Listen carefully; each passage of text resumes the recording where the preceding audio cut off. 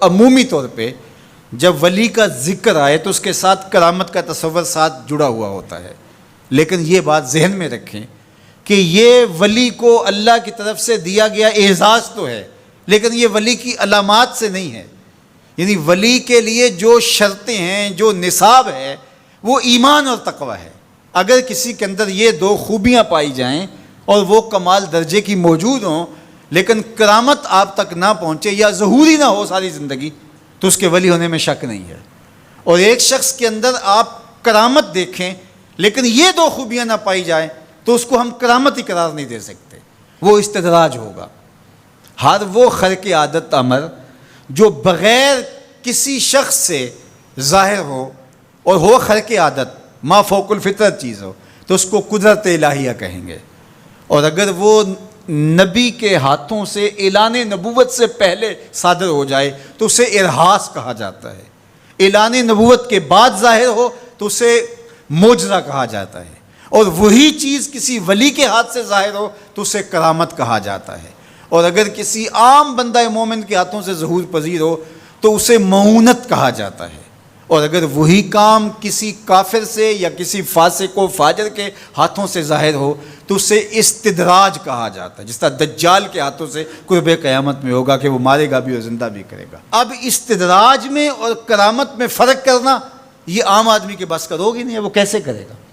تو اس کے لیے سادہ کلیہ یہ ہے کہ ایمان اور تقوی کی شرط کے ساتھ اس چیز کو کرامت کہا جائے گا، اور اگر یہ دونوں شرطیں نہیں پائی جا رہی تو وہ پھر استدراج ہوگا۔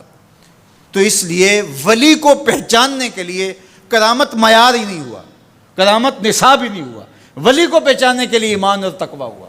اگر کرامت کو معیار بنا لیں گے تو پھر استدراج والے کو بھی ولی ماننا پڑے گا۔ اور یہی وجہ ہے کہ بہت سارے لوگوں نے ایسے لوگوں کے اوپر جو کسی بڑے بزرگ کی گدی پہ بیٹھ گیا، یا وہ چار لوگوں نے اس کو مان لیا یا اس کے شعبدے چل گئے اور شریعت کا واضح تارک ہے، اور لوگ اس کو اللہ کا ولی مان رہے ہوتے ہیں، اس لیے کہ ان کے ہاں معیار وہ نہیں ہے جو قرآن نے دیا ہے۔ قرآن نے دیا الذین آمنوا وکانوا یتقون، اور کرامت معیار نہیں ہے، وہ ایک ثمرہ ہے۔ اس ثمرے کو پہچانا جائے گا اس اصل نصاب کے بعد۔ اس کو صرف ایک مثال سے سمجھاتا ہوں۔ حضرت داتا گنج بخش علی حجویری علیہ الرحمہ نے کشف المعجوب میں یہ واقعہ لکھا ہے۔ کہتے ہیں کہ شیخ علی الخواص ایک بہت بڑے بزرگ تھے، وہ سفر پہ جا رہے تھے اور صاحب حال تھے، با کمال تھے، واقعتاً اللہ کے ولی تھے۔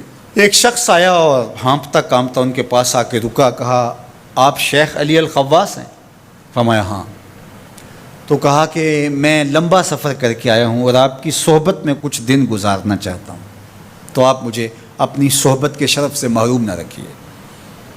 تو حضرت شیخ علی الخواص نے مراقبہ کیا اور اسے کہا کہ مجھے تیرے بدن سے کفر کی بو آ رہی ہے۔ اللہ والوں کو اللہ نے بصیرت کا نور دیا ہوتا ہے۔ اس نے کہا جی میں نصرانی ہوں اور دیار غرب سے آیا ہوں، آپ کی شہرت سنی تھی تو آپ کی صحبت میں کچھ وقت گزارنے کی آرزو ہے، مجھے محروم نہ رکھیے۔ شیخ کہتے ہیں میں نے ٹالنا چاہا، میں نے کہا کہ میری صحبت میں رہنا بڑا مشکل ہوگا، تکلیفیں سہنا پڑیں گی۔ اس نے کہا جی میں گوارا کروں گا۔ فرمایا ٹھیک ہے۔ کہا کہ میں چلتا گیا اور وہ بھی میرے ساتھ تھا۔ 8 دن گزر گئے، کبھی کھانا ملتا، کبھی 2 لقمے لے لیتے، کبھی پانی پی کے گزر اوقات ہوتی، کبھی گھاس کھا لیتے۔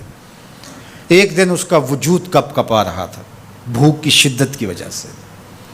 اس نے مجھے کہا شیخ آپ اللہ کے بندے ہیں، میں نے عہد تو کیا تھا کہ کوئی آپ سے مطالبہ نہ کر پاؤں، لیکن اب میری سخت جواب دے گئی، تو آپ اللہ کے مقرب ہیں، تو اللہ کے اس قرب کی وجہ سے اس سے دعا کیجئے تو وہ میرے اور آپ کے کھانے کا انتظام کر دے۔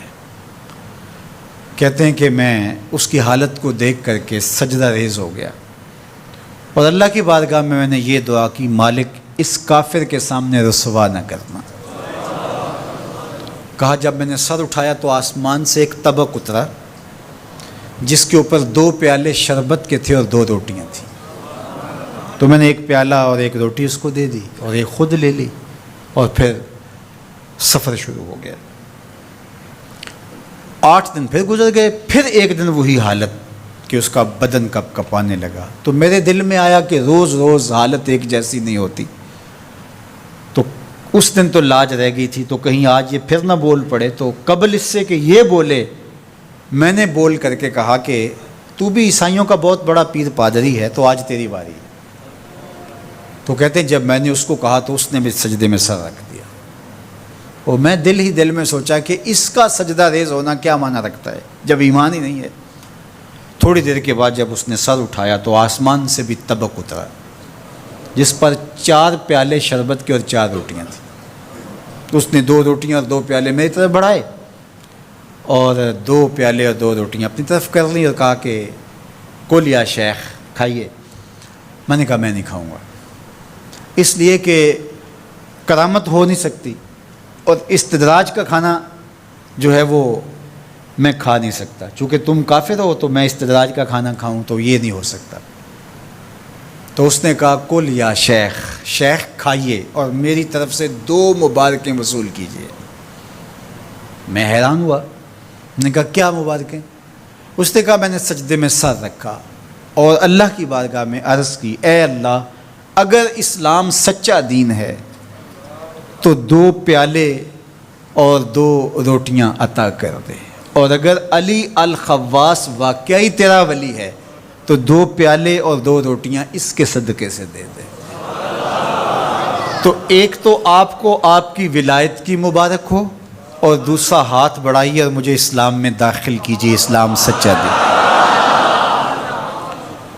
تو شیخ علی الخواص کے اس واقعہ کو ذکر کرنے کے بعد داتا گنج بخش علی حجویری فرماتے ہیں کہ علی الخواص جیسا شخص بھی یہاں پریشان ہو جائے کہ خدایا یہ استدراج ہے یا کرامت، تو کہا پھر عام آدمی کیسے فیصلہ کر سکتا ہے کہ یہ استدراج ہے یا کرامت؟